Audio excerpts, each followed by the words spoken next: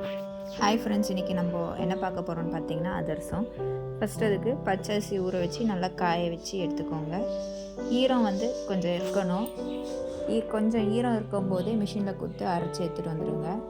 அரைச்சி எடுத்துகிட்டு வந்ததும் ஜில்லடை வச்சு நல்லா ஜெலிச்சிக்கோங்க. அதிரசத்துக்கு மாவு நைஸாக இருக்கணும், அதுக்கு தான் ஜெலிச்சிடுறேன். ஒரு பாத்திரத்தில் கொஞ்சமாக தண்ணி சேர்த்து கடையில் பாகு வெல்லம்னு இருக்கும், அந்த பாகு வெல்லத்தை இடித்து அதில் சேர்த்துக்கோங்க. வெல்லம் பார்த்திங்கன்னா நல்லா கரையணும்.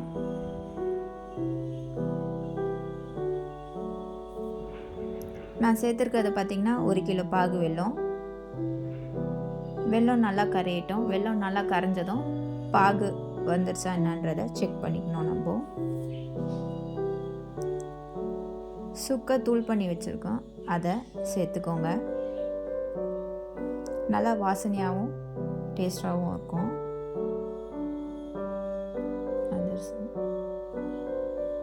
இப்போ பார்த்திங்கன்னா தெரியும், வெல்லம் கொஞ்சம் கொஞ்சமாக கரையுது. கரைஞ்சதும் பாகு வருதான்ட்டு பார்த்துக்கோங்க. பாகு எப்படி பார்க்கணுன்னா, கொஞ்சமாக தண்ணி சேர்த்து 2 to 3 ட்ராப்ஸ் வெல்லம் அந்த தண்ணியில் விட்டிங்கன்னா பாகு கொஞ்சம் கெட்டியாயிடணும். அதுதான் பதம். பாகு வந்ததும் நம்ம ஜெலிச்சு வச்சுருக்க மாவை கொஞ்சம் கொஞ்சமாக சேர்த்து கலந்து எடுத்துக்கோங்க.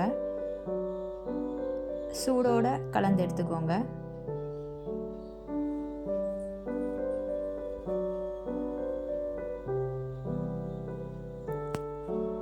சூடு கொஞ்சம் ஆறுனதும் உங்களுக்கு எந்த சைஸ்க்கு வேணுமோ அதுக்கேற்ற மாதிரி தட்டி எடுத்துக்கோங்க. இது தட்டிட்டு இருக்கும்போது கடாயில் எண்ணெய் சேர்த்து காய வச்சு எடுத்துக்கோங்க. இப்போ பார்த்திங்கன்னா தெரியும், நான் தட்டி வச்சுருக்கேன். எண்ணெய் சூடானதும் ஒரு அதிரசமாக தான் நீங்கள் போட்டு எடுக்கணும். ஃபஸ்ட்டு ஒரு அதிரசம் போட்டதும் வெந்து மேலே வந்துடும்.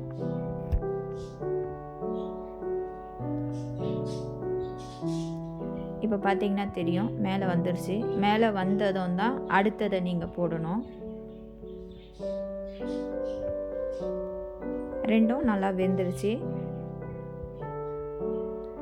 எடுத்துட்டு எண்ணெயை நல்லா பிழிஞ்சு எடுத்துக்கோங்க.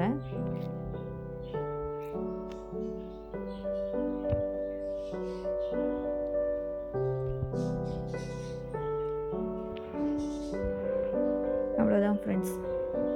இந்த வீடியோ பிடிச்சிருந்ததுன்னா லைக் பண்ணுங்கள், ஷேர் பண்ணுங்கள், மறக்காமல் சப்ஸ்கிரைப் பண்ணுங்கள்.